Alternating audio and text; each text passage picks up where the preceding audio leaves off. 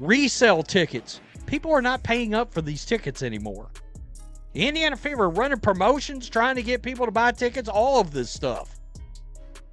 None of this was needed prior to the mess surrounding Caitlin Clark's injury last year. And then the mess around the injuries this year.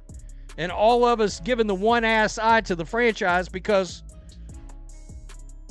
frankly, I don't believe Caitlin Clark's not. That's not a hot take. That's a guy who's done pretending. Resale tickets cratering, the Fever running promotions to fill seats, and a commentator looking straight into the camera saying he doesn't believe Caitlin Clark's healthy. The Nielsen numbers for Saturday's Paige Booker's showdown just dropped, and the story they tell is uglier than the league wants you to know. In my opinion, they're low. They're low. Now, you got to keep in mind something, and this is massive. Nielsen changed its methodology last year, okay? And when they changed the methodology, the way they calculated ratings for television, we talked about this in past when I made ratings videos. Ratings across all of sports went up by about 10%. Jacked up about 10%. Hold on to that detail, because it changes everything that comes next. Nielsen quietly overhauled how it counts television viewership last year.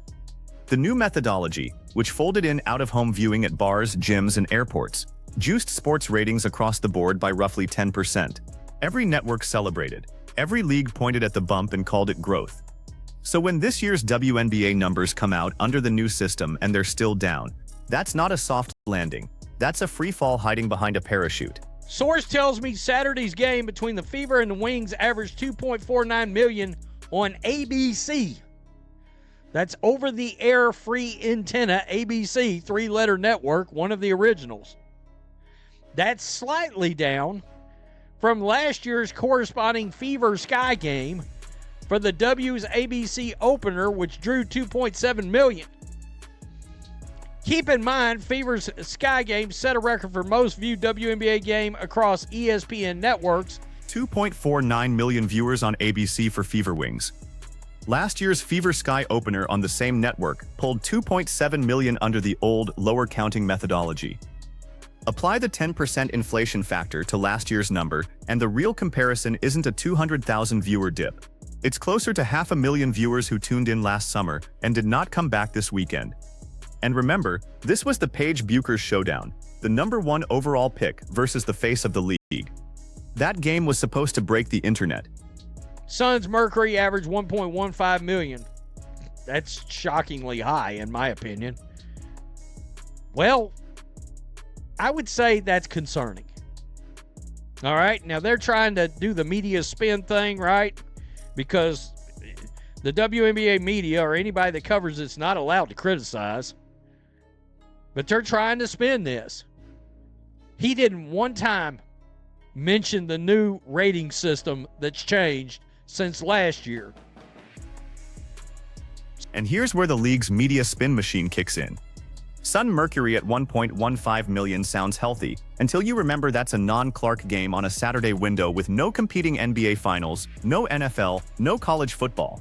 The outlets that should be asking why the Nielsen methodology change isn't being mentioned in any of these celebratory write-ups are looking the other way. Because admitting the methodology shift means admitting the growth narrative has a hole in it the size of a Toronto crowd. You got a viewership that's down 400,000 or 500,000 viewers versus last year. No alarm bells going off. Also keep this in mind. This was the first regular season game Caitlin Clark had played in how long? Now you're getting it. She hadn't played in how long?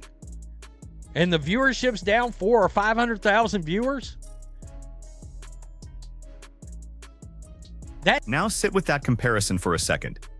Toronto Tempo, an expansion team that hasn't played a meaningful game yet, pulled over 1 million viewers in Canada, population 41 million.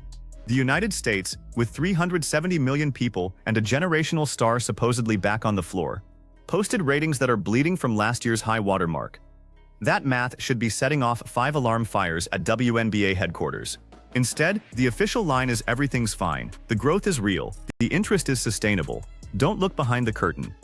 Indiana Fever status report for tonight's game against the Sparks. No injuries. Of course, I ain't got no sense. This morning I tweeted out, okay, sure, Jan. I got to be honest with you. I don't buy this either.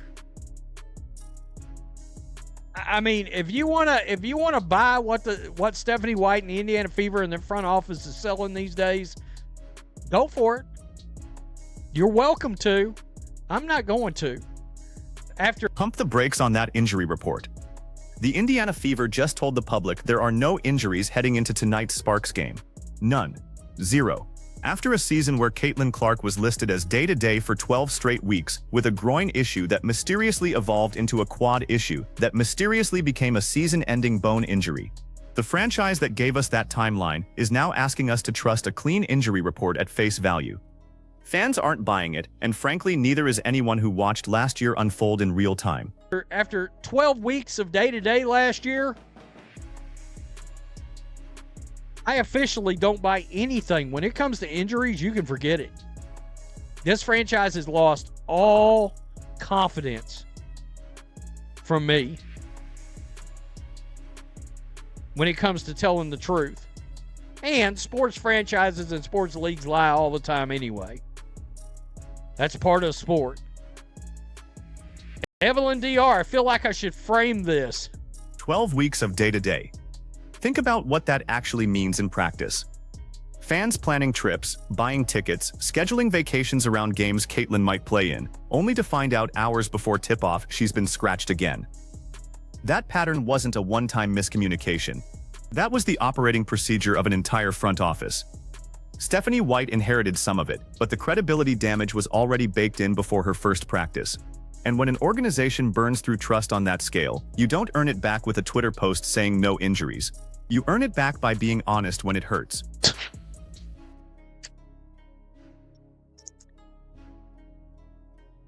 Y'all usually put players in the last minute for injury report. I remember Chloe Bibby was finally injury-free the day before the game, then y'all yell injure again at the last minute.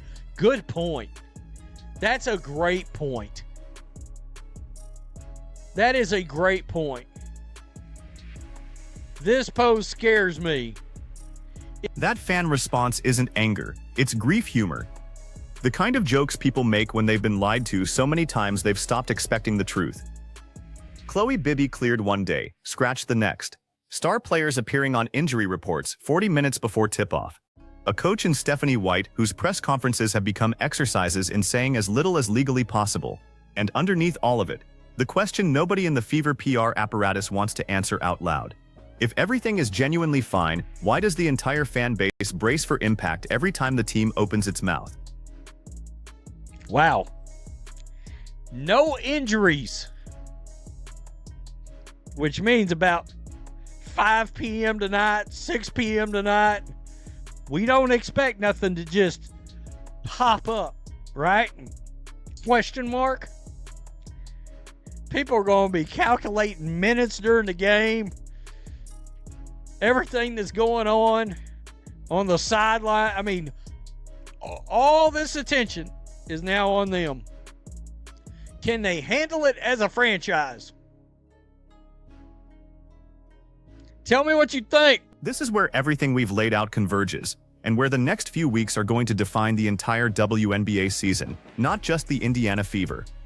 Start with the ratings. The 2.49 million figure for the Beckers-Clark game is being framed as a win. It isn't. When you back out the Nielsen methodology adjustment that inflated sports ratings by roughly 10% league-wide last year, the real year-over-year comparison shows the Fever shedding somewhere in the neighborhood of 400 to 500,000 viewers from one of the most hyped matchups they could possibly produce. That is not a fan base that's grown bored. That is a fan base that's been burned. And the burning has a source. Last season, Caitlin Clark was officially day-to-day for 12 consecutive weeks. 12. The organization cycled through descriptions of her injury, never gave a clean timeline, and ultimately watched her season end without ever leveling with the people buying tickets and tuning in. That stretch wasn't just a medical situation handled poorly. It was a public trust event, and the Fever flunked it in slow motion. So when Amber Cox and the front office push out a press release this week saying there are no injuries heading into the Sparks game, the reaction isn't relief, it's suspicion. Because everyone who watched 2024 unfold remembers Chloe Bibby being cleared and then ruled out at the 11th hour. Everyone remembers the late scratches. Everyone remembers a franchise that treated the injury report like a strategic communication tool instead of a contract with the audience. You don't get to behave that way for an entire season and then ask for clean slate credibility the next April. Then layer in the secondary indicators.